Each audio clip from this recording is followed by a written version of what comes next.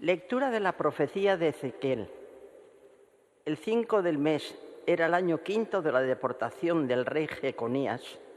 Vino la palabra del Señor sobre Ezequiel, hijo de Buzi, sacerdote en tierra de los caldeos, a orillas del río Quebar. Allí se posó sobre él la mano del Señor. Vi un viento huracanado que venía del norte, una gran nube y un fuego zigzagueante con un resplandor en torno. Y desde el centro del fuego, como un resplandor de ámbar, y en el centro de todo, la figura de 4 seres vivientes. Este era su aspecto, tenían forma humana. Y oí el rumor de sus alas cuando se movían, como estruendo de aguas caudalosas, como la voz del Todopoderoso, como griterío de multitudes, como estruendo de tropas. Cuando se detenían, replegaban sus alas. También se oyó un estruendo sobre la bóveda que estaba encima de sus cabezas. Cuando se detenían, replegaban sus alas. Y por encima de la bóveda que estaba sobre sus cabezas, había una especie de zafiro en forma de trono. Sobre esta especie de trono sobresalía una figura que parecía un hombre. Y vi un brillo como de ámbar, algo así como fuego lo enmarcaba. De lo que parecían sus caderas para arriba y de lo que parecían sus caderas para abajo, vi algo así como fuego, rodeado de resplandor, como el árbol que aparece en las nubes cuando llueve. Tal era la apariencia del resplandor en torno. Era la apariencia visible de la gloria del Señor. Al contemplarla, caí rostro en tierra. Palabra de Dios. Llenos están el cielo y la tierra de tu gloria. Llenos están el cielo y la tierra de tu gloria. Alabad al Señor en el cielo, alabad al Señor en lo alto. Alabadlo todos sus ángeles, alabadlo todos sus ejércitos. Llenos están el cielo y la tierra de tu gloria. Príncipes del orbe y todos los pueblos, príncipes y jueces del mundo, los jóvenes y también las doncellas, los ancianos junto con los niños. Llenos están el cielo y la tierra de tu gloria. Alaben el nombre del Señor, el único nombre sublime, su majestad sobre el cielo y la tierra. Llenos están el cielo y la tierra de su gloria. Él acrece el vigor de su pueblo, alabanza de todos sus fieles de Israel, su pueblo escogido. Llenos están el cielo y la tierra de tu gloria. Aleluya, aleluya, aleluya. Dios nos llamó por medio del Evangelio para que lleguemos a adquirir la gloria de nuestro Señor Jesucristo. Aleluya, aleluya, aleluya.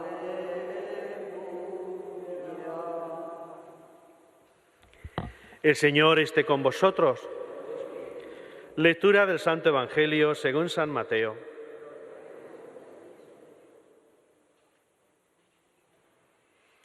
En aquel tiempo, mientras Jesús y los discípulos recorrían juntos Galilea, les dijo: El Hijo del Hombre será entregado en manos de los hombres, lo matarán, pero resucitará al tercer día.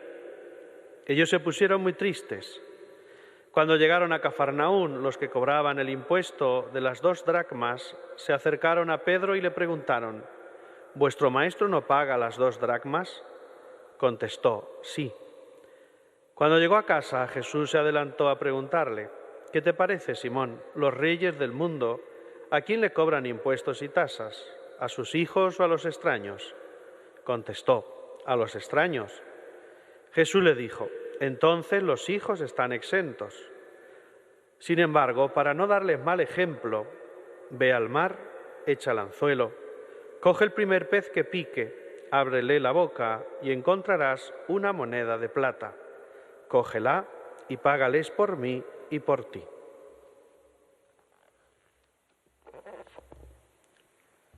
Palabra del Señor.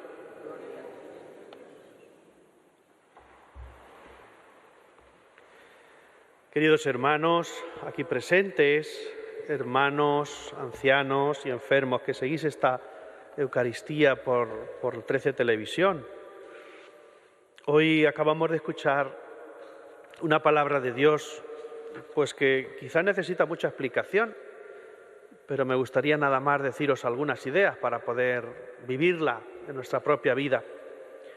De la profecía de Ezequiel no me gustaría decir mucho, únicamente nos presenta una visión de lo que es la gloria de Dios.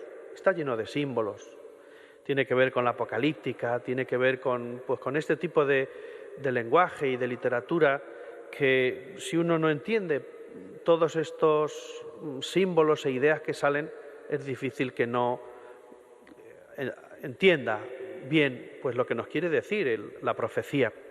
Sin embargo, a mí me gustaría unir esta lectura con lo que hemos rezado en el Salmo, y es una visión de la gloria de Dios. La gloria de Dios, que debemos dar también en nuestra propia vida.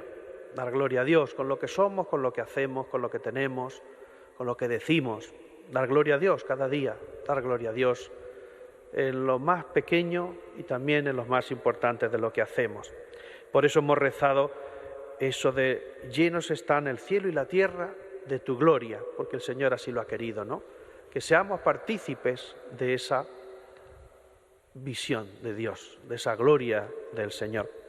Así lo decía San Ireneo, ¿no? La gloria de Dios es que el hombre viva, y la gloria del hombre, la visión de Dios, ver a Dios cara a cara. Es lo que nos espera en el momento de nuestra despedida de este mundo, en el momento de nuestra muerte. A mí me gustaría centrarme un poquito más, pero también de modo breve, en el Evangelio que acabamos de escuchar. Dos grandes temas se nos presentan. Por un lado, el anuncio de la muerte y la resurrección de Jesús. Un anuncio que, según dice el evangelista, causa tristeza en los discípulos. Claro, ellos pensaron la muerte. Tiene que ver los dos temas con Jerusalén. Se acercan a Jerusalén. Y ese anuncio de la muerte y la resurrección, que seguramente no entendían, a los discípulos los dejó inquietos. Y el segundo gran tema es el tema de los impuestos. Un tema también muy complejo, pero bueno, sabemos que la sociedad en la que le tocó vivir a Jesús era una sociedad así de compleja. Por un lado pertenecían al Imperio Romano, pero por otro lado el Imperio Romano les permitía vivir con su propio rey, Herodes en aquella época, y cada uno con sus impuestos, sus leyes, más luego la sociedad religiosa. Por eso todo muy complejo. Pues bien, hoy están recogiendo estos impuestos para el templo. Y un impuesto de estos que se nos dice 2 dracmas, una moneda, el valor era más o menos como de un jornal.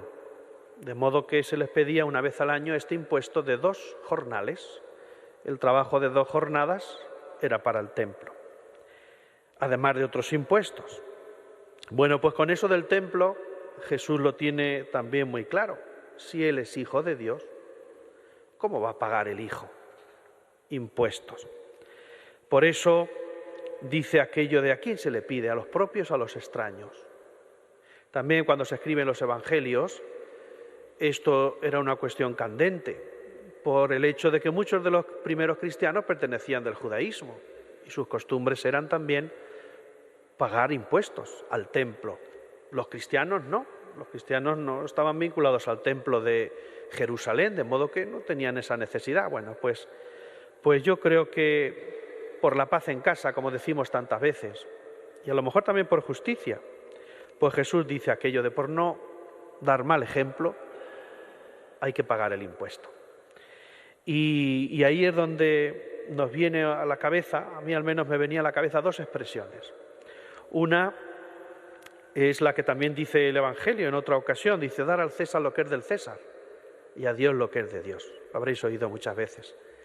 Y otra que es la misma expresión, pero dicha de otra manera, y que ponemos en boca de San Juan Bosco, que es un poco el criterio de educación y de evangelización que seguimos los salesianos, y es formar buenos cristianos y honrados ciudadanos, ¿no? En el fondo es lo mismo, las dos caras de la misma moneda, Dios y el prójimo, ¿no? En definitiva, esto me venía a la cabeza cuando yo estaba pensando estas palabras. Y Jesús nos dice una cosa que a mí también me ha llamado mucho la atención, y es para no dar mal ejemplo. Dice aquí, para no dar mal ejemplo, y ahora viene el milagro.